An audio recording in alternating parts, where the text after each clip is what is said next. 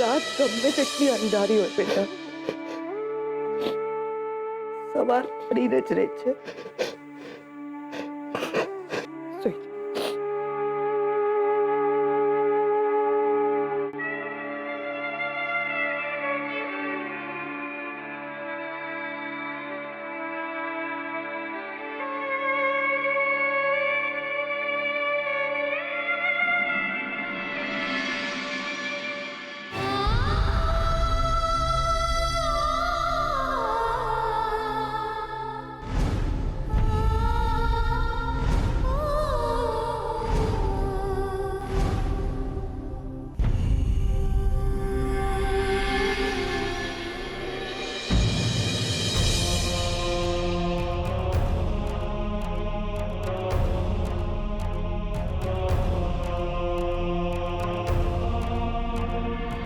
આપણે લગ્ન કરવાના 1000 બાનાઓ છે, પણ આપણી પાસે લગ્ન ના કરવાનું માત્ર એક જ બાનું છે. તમારું મન નહીં માનતું યાર. હું જાણું છું કે તમને ભલે હું બહુ સારો ભાઈબંધ લાગતો હું, પણ પ્રેમ નહીં કરતા ને યાર.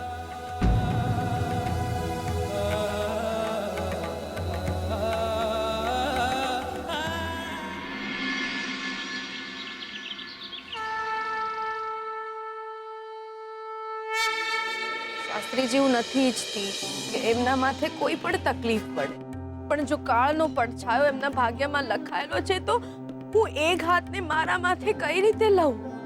હું કંઈ પણ કરવા તૈયાર છું. એ ઘાતને હું મારા માથે લેવા તૈયાર છું શાસ્ત્રીજી. હું એમના દુઃખમાં, એમની તકલીફમાં એમની સાથે જ હોઈશ, પણ એમના સુખમાં હું ક્યાં શાસ્ત્રીજી? મારે એમનાથી દૂર જવું પડે એમ છે શાસ્ત્રીજી. પણ હું શું કરું શાસ્ત્રીજી, હું શું કરું? હા બેટા, મને ખબર પડી કે તારા અને જીગરના લગ્ન. વાત મારા સુખની નથી શાસ્ત્રીજી, વાત એમની સલામતીની છે. એ મારા થકી જ સલામત છે, પણ તો હું એમનાથી દૂર કઈ રીતે જઉં? કોઈક તો ઉપાય હશે ને શાસ્ત્રીજી. કોઈ વિધિ, કોઈ પ્રાર્થના, કંઈ પણ હશે. હું કરવા તૈયાર છું શાસ્ત્રીજી. તપ કરવાના હશે તો હું એ પણ કરીશ આખી જિંદગી. એમના માથેથી કાળનો પડછાયો હું મારા માથે લઈ લઉં એવો ઉપાય બતાવો શાસ્ત્રીજી. પણ હું એમની સાથે તમને કેમ સમજાવું શાસ્ત્રીજી? તકલીફો તો હું એમની સાથે રહીશ તો પણ પડવાની છે શાસ્ત્રીજી. નજર સામે હું રહીશ અને એમની આંખના આંસુ નહીં સુકાય શાસ્ત્રીજી. એ નહીં હસી શકે, એ રાજી નહીં રહી શકે શાસ્ત્રીજી. સતત એમને અમારો આ સંબંધ યાદ આવ્યા કરશે. બેટા, દૂર જઈને પણ સંબંધો ક્યાં ભૂલાઈ જાય?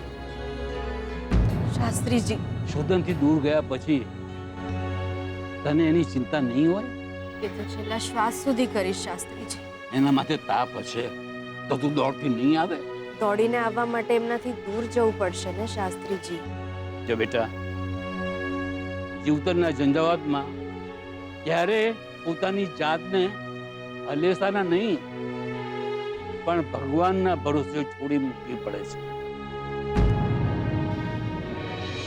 હું તો એટલું જ કહીશ બેટા કે જો હૈયામાં રામ હોય ને તો પ્રાર્થના મંદિરમાં ગયા વગર પણ કરી શકાય.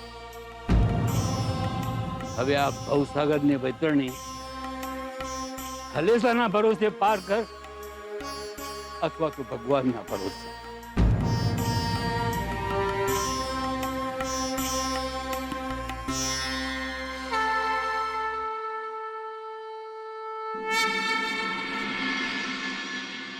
બાપા, શું કરતા હતા? શું તમે યાર? તૈયાર થતો તો ચમ. વાહ, પાવડર લગાવીને તૈયાર થતા હતા. લગન માંડ્યા છે મારા. અલ્યા પણ જીગલા, સાંભળો, અત્યારે છે ને બધા નાહી ધોઈને બહાર ભેગા થવાના છે. તમારે છે ને તમે છે ને એક વાત કાન ખોલીને સાંભળી લો. બાપા સાંભળો ને યાર. જો લક્ષ્મી આ વધામણીનો સ્વીકાર નહીં કરવાની કે નહીં અમારે લગ્ન થવાના. તમારે કોઈ બી બહાનું કાઢીને છે ને આ વધામણી મેહોણા પાછી લઈ જવાની છે બસ. આપણા ફેમિલીમાં સૌથી ગરડું કોણ છે?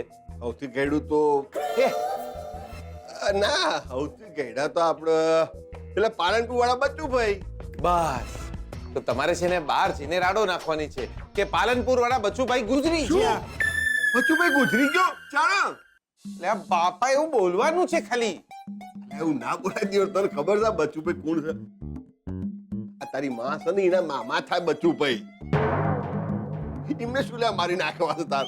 તો ને જીવતા બચારા. તો ગમે તેને મારી નાખો. બચ્ચુભાઈ, ગોપાલભાઈ, છગનભાઈ, એટલે જે હાથમાં આવે એને મારી નાખો. પણ ગમે એમ કરીને કોઈ બી બાનું કાઢીને આ વધામણી અટકાવવાની જ છે. એટલે તમે કેમ આયા યાર? હું એ ચમ આવ્યો એમ? એટલે દિયોર જીગલા તારી બહુ યાદ આવતી હતી યાર. બાપા તમે બાપા આ ઇમોશનલ નહીં, મોશનલ થવાનો સમય છે. બાપા ગમે એ કરીને આ પ્રસંગ બગાડવાનો છે બસ. બાપા તમે સમજો ને યાર, મારે અને લક્ષ્મીને લગ્ન નહીં કરવાના. પણ લક્ષ્મી કેટલી હારી છોડી છે યાર. એટલે જ તો લગ્ન નહીં કરવાના. દુખી થશે મારી જોડે. બાપા એમનું મન નહીં મારી જોડે જીવવાનું. અને પરાણે તો આપણે ઘરમાં પાડોય નહીં લાવતા. લાયો દિયોર જીગલા, તું તો લાયો. આજ મને પહેલી વાર એવું લાગે છે કે મારો જીગલો મોટો થઈ ગયો છે. પણ જીગલા, લક્ષ્મી તારી હંગાટ લગ્ન નહીં કરે તો તું દિયોર એકલો પડી જાય. તમે છો ને બા છે. બાપા હું મેહોણા પાછો આવતો રહે.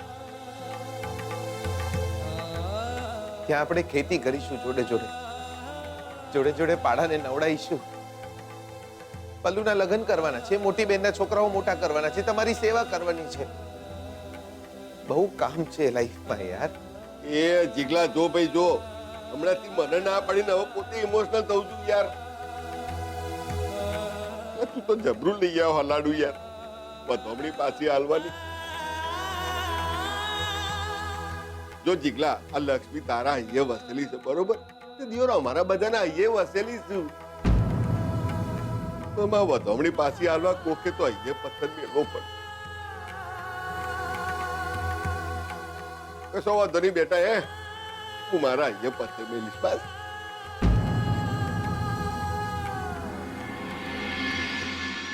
બા અમે અહીંયા આવીએ ને તો એવું લાગતું જ નથી કે બીજાના ઘરે આવ્યા હોઈએ. આપણે ક્યાં પારકા છીએ? અમારે મન તો શોધન અને જીગર એક જેવા જ છે. આ પ્રસંગ અમારો પણ તો છે. ભાઈ લક્ષ્મી અમારી દીકરી છે એટલે આ પ્રસંગ અમારો જ કહેવાય. લક્ષ્મીનું કન્યાદાન અમે કરવાના છીએ અને લગ્ન તો ધામધૂમથી લેવડાવીશું. હા, ધન ઘડી અને ધન ભાગ અમારા. અમને લક્ષ્મી જેવી છોડી મળી.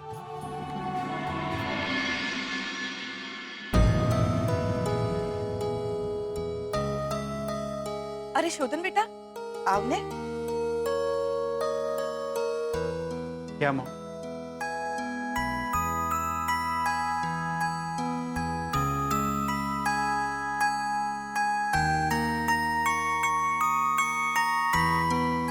સુખી થા. શોધન બેટા, પલ્લુ તને બહુ જ યાદ કરે છે. આખો દિવસ મોટાભાઈ કહેતા થાકતી નથી. પણ તમે એને સાથે રહીને કેમ ના આવ્યા? આટલો સારો પ્રસંગ છે, એને પણ મજા આવે. નિશાળમાં પરીક્ષા ચાલે છે ને. મને કહેતી હતી કે જો લગ્ન વખતે પરીક્ષા હશે ને તો પરીક્ષામાં નહીં જાઉં.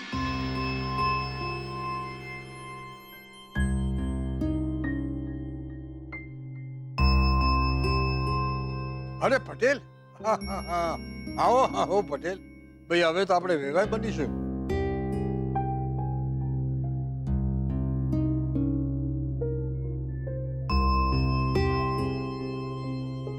બચ્ચુભાઈ સૌથી ગયડા છે, એમને જ પતાઈ નાખો. બાપા બા મને માફ કરજો ભાઈ સાહેબ